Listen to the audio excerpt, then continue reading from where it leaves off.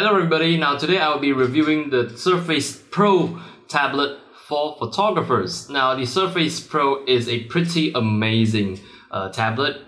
Microsoft claims it's the tablet that can replace your laptop. Now for me that was the case. I replaced my laptop with the Surface Pro tablet. It has some pretty amazing specs. It sports mine is the first generation. It sports an i5 processor with 4 gigs of RAM.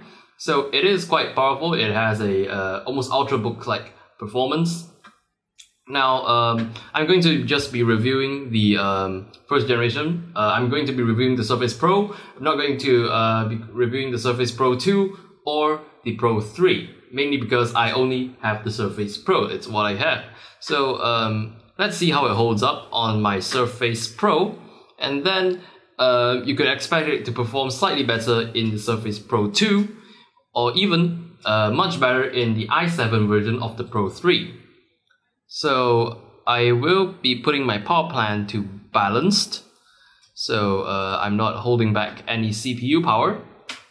So as you can see right now, I already have 10 photos imported, and I've generated one-to-one previews for all of them earlier on, because mainly it takes some time, but then I've done it earlier from the local SSD of the Surface Pro into Adobe Lightroom 5, and the entire process took about 3 minutes. So that's 3 minutes to import 10 photos and to generate one-to-one previews for all of them. Now I shot all these photos with the EOS 70D, so they are 20 megapixels and they are raw CR2 files.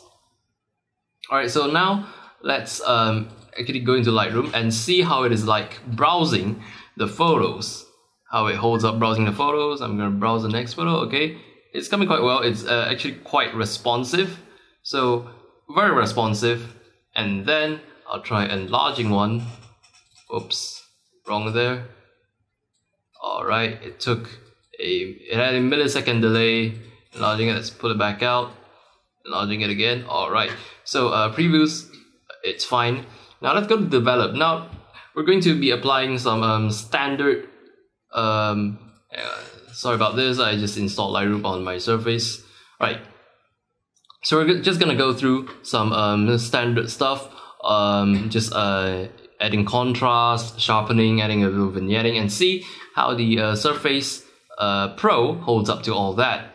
So I'm gonna add some blacks to this, and okay, it feels pretty good. It's not that laggy actually. It's not that bad. Pulling out some highlights. These are not detailed edits. I'm just doing it for the sake of demo. I'm just gonna demonstrate. Now I'm going to... Actually, I don't need to add vibrance on this. In fact, I'm actually gonna turn down the saturation a bit. Gonna apply a bit in the tone curve. Bring out the mid-tones a bit. Bring out some shadows, crush the lower shadows. Alright.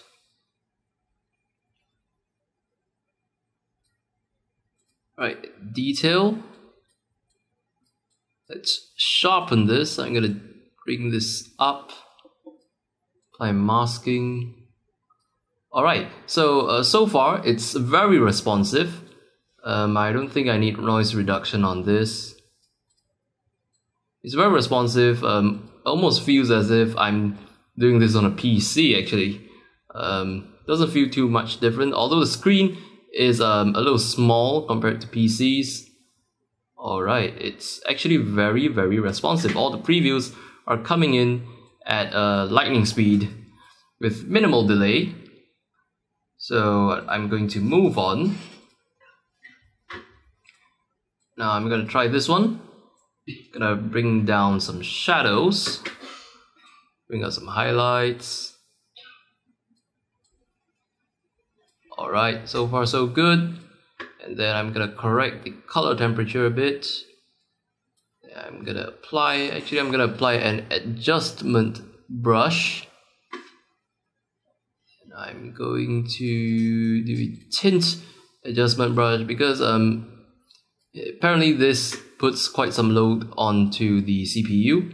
So I'm gonna change the color temperature a little over here.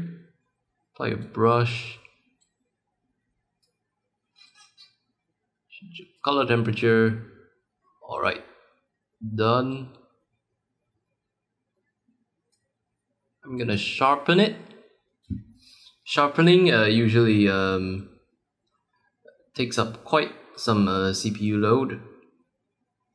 Noise reduction. Okay, noise reduction. This, in my opinion, has the most amount of stress on the CPU. So let's see how this fares. Apply quite some amount of noise reduction. Now again, working on the surface for photo editing is actually really quite smooth. Now the only drawback I could see would be the small screen. Okay, noise reduction. And it's actually faring very well. I'm gonna apply a lens profile correction.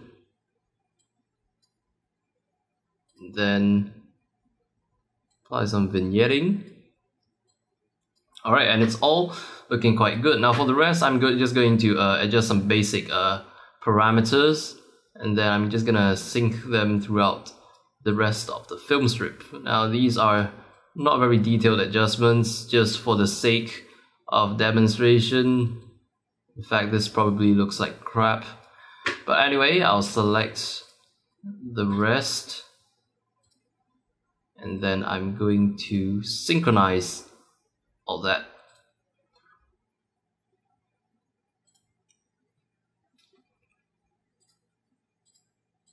Alright, now we have that done. I'm going to try and export these photos and see how long that takes.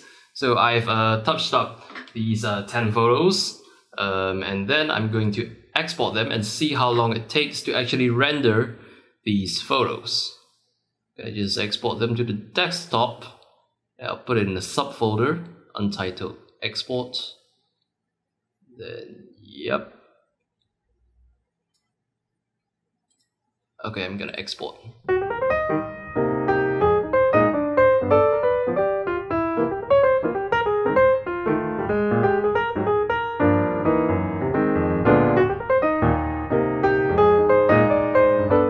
Alright, and it is done exporting. Now, it took quite a while. Now, I didn't really keep track of how long it took, but I'll put a timer in when I'm editing this video so you can see it took this long to export all those 10 images. Now, it didn't actually feel that long. It's actually quite an impressive time for a tablet. Now, keep in mind, this is a tablet, something you can hold in your hand, you can stuff it in your book bag. It's so versatile, but then its power just baffles me. And there we have it, all our 10 images exported, sharpened with noise reduction and everything in a very reputable time. Now do bear in mind that when you import photos and you are outside, you're outstation doing a shoot. Now the Surface Pro only has a micro SD card slot, so you're gonna download your photos from your camera, unless you shoot on micro SD cards, which I highly doubt any serious photographer does. You're going to need an external card reader. It also only has one USB 3 slot, so you might want a hub if you're going to plug multiple things in, like an external hard drive, card reader, and of course a mouse. Now talking about mouse, if you're used to using a mouse, then a mouse would be the best for your workflow. But however, if you don't have a mouse, you always have a trackpad on the Surface type or touch cover, and the touch screen will work in Adobe Lightroom. So does the pen. The pen would work just fine as well.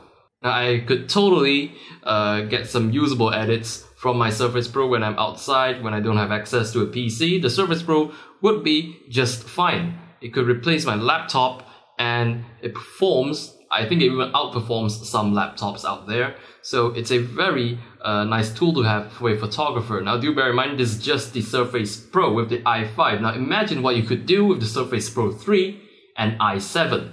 So that is a huge plus for photographers, the Surface Pro. So thank you very much for watching. I hope my video has helped you, and I'll see you in the next video.